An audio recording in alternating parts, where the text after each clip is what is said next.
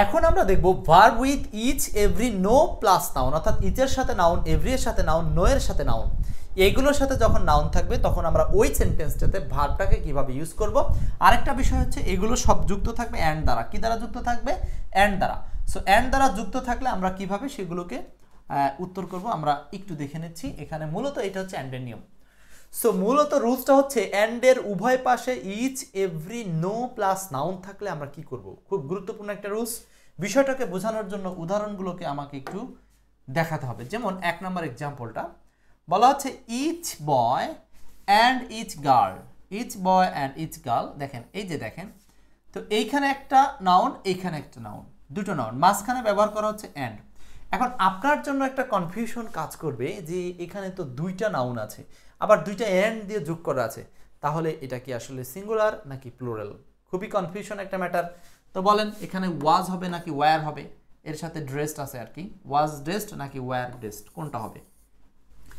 আচ্ছা দেখেন 2 নম্বর বলছে হচ্ছে no boy and no girl.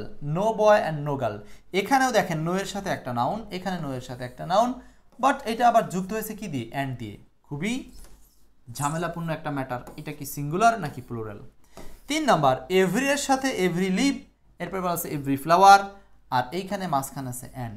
প্রত্যেকটাই দেখেন, তাহলে নো এর সাথে, ইচের সাথে, এভরি এর সাথে যখন নাউন থাকবে এবং সেই নাউনগুলো আবার অ্যান্ড দ্বারা যুক্ত হবে, এখন আপনি এগুলোকে কোন ভার্ব হিসাবে নেবেন?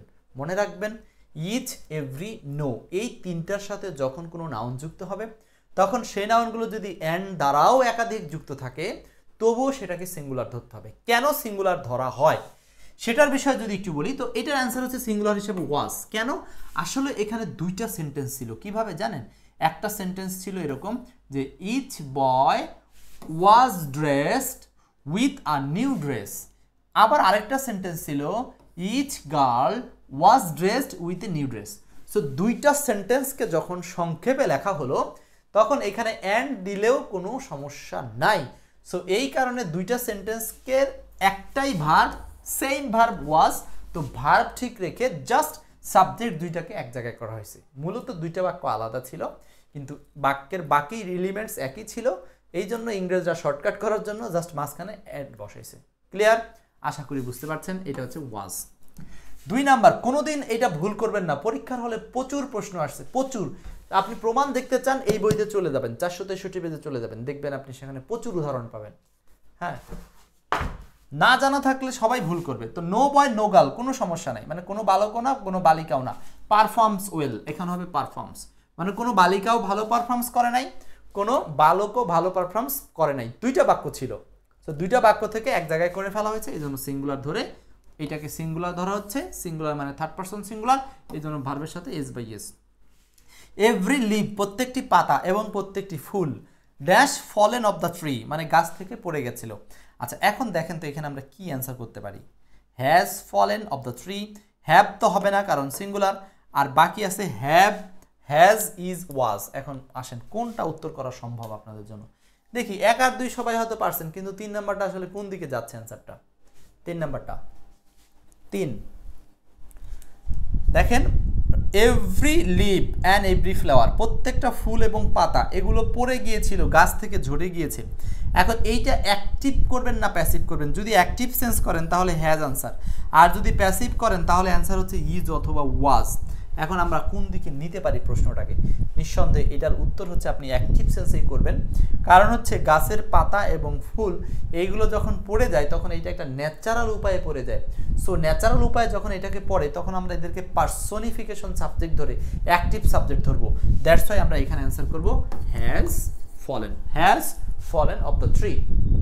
গাছ থেকে প্রত্যেকটি পাতা এবং প্রত্যেকটি ফুল পড়ে গিয়েছে বা ঝরে গিয়েছে। অ্যান্সারটা হচ্ছে হ্যাজ। 3 এর অ্যান্সার হ্যাজ। পারবো না সবাই?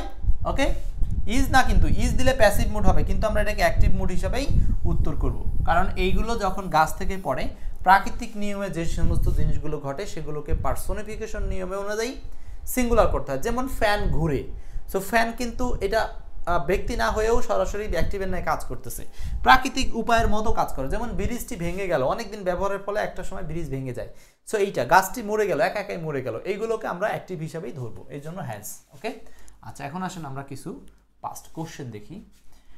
যেমন এমসিকিউ প্র্যাকটিস করি, হ্যাঁ 1 নম্বর বলেন, 1 নম্বর 2 নম্বর আশা করি পারবেন। নিঝুম আক্তার হোসাইন 1 নম্বর বলছে each boy and each girl dash a pen, each boy and each girl dash a pen. এটার অ্যান্সার হচ্ছে হ্যাভ হবে না। কেন? কারণ আমরা প্রথমেই জেনে ফেলেছি, সেটা হলো ইচ এভরি নো, 3টা শব্দ দিয়ে। কি কি বলেন কমেন্টসে লিখে ফেলবেন আপনারা 3টা শব্দ, ইচ এভরি নো। এইগুলোর পরে যে নাউন থাক, নাউনটা সাধারণত সিঙ্গুলারই বসে, এগুলোর পরে যে নাউন থাকবে এরকম একাধিক নাউন যদি অ্যান্ড দ্বারা যুক্ত হয় কোনো সমস্যা নাই, সিঙ্গুলার হিসেবেই চিন্তিত হবেন। সো একটা থাকলে তো আপনার জন্য সমস্যা হইতো না, কিন্তু যখনই অ্যান্ড দ্বারা 2টা যোগ করেছে তখনই আপনার টেনশনটা হয়। টেনশন করবেন না, যতই যোগ হোক। এই জন্যই তো এগুলো ব্যতিক্রম জিনিস পড়ানো হচ্ছে। সো এটা হ্যাভ হবে না, আর হ্যাভ হবে না, আর হবে না, একটা অ্যান্সার হ্যাজ।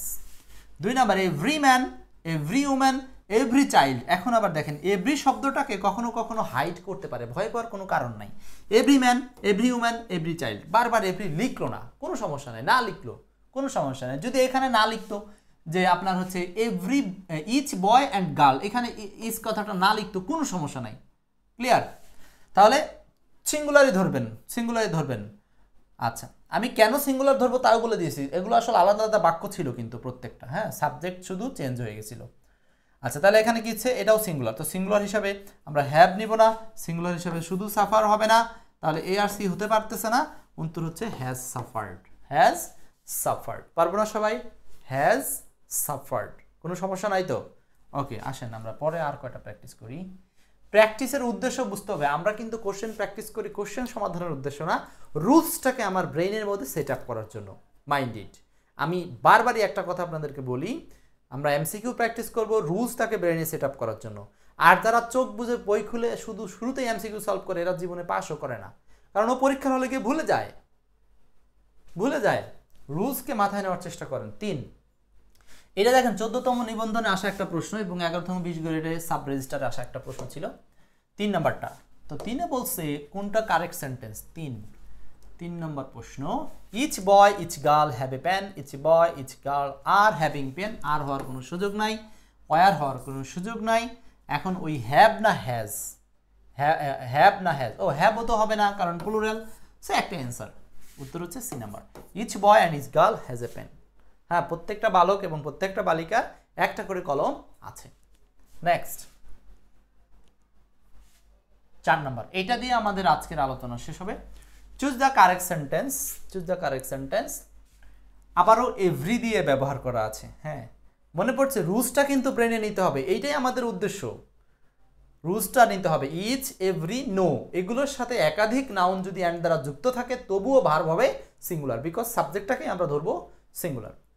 সো এখানে অ্যান্সার হচ্ছে ইচ বয় এভরি, আচ্ছা এভরি বয় এভরি গার্ল আর হবে না, আর হবে না, চোখ বুঝে অ্যান্সার একটাই আছে, সি নাম্বার। দেখছেন, জাস্ট জানা থাকলে আপনার বিস্তারিত পড়তেও হবে না। আপনি পরীক্ষার হলে এরকম দেখবেন আর আপনার মাথার মধ্যে ক্যাচ করবে যে আলিম স্যার তো এটা পড়িয়েছে। সো ইচ এভরি দিয়ে, ইচ এভরি নো দিয়ে যেভাবেই থাক সিঙ্গুলার। সো সিঙ্গুলার খুঁজবেন, উত্তর পেয়ে যাবেন। ঠিক আছে, তো 4-এর অ্যান্সারটা হচ্ছে সি নাম্বার, 4-এর অ্যান্সার সি। ওকে, সো সাথে থাকার জন্য ধন্যবাদ। এই ছিল গুরুত্বপূর্ণ একটা রুলস। এইখান থেকে আরও যত এমসিকিউ চান, যদি আরও বেশি এমসিকিউ চান তাহলে প্র্যাকটিস করতে হবে এক্সপার্ট ইংলিশ বই। ঠিক আছে।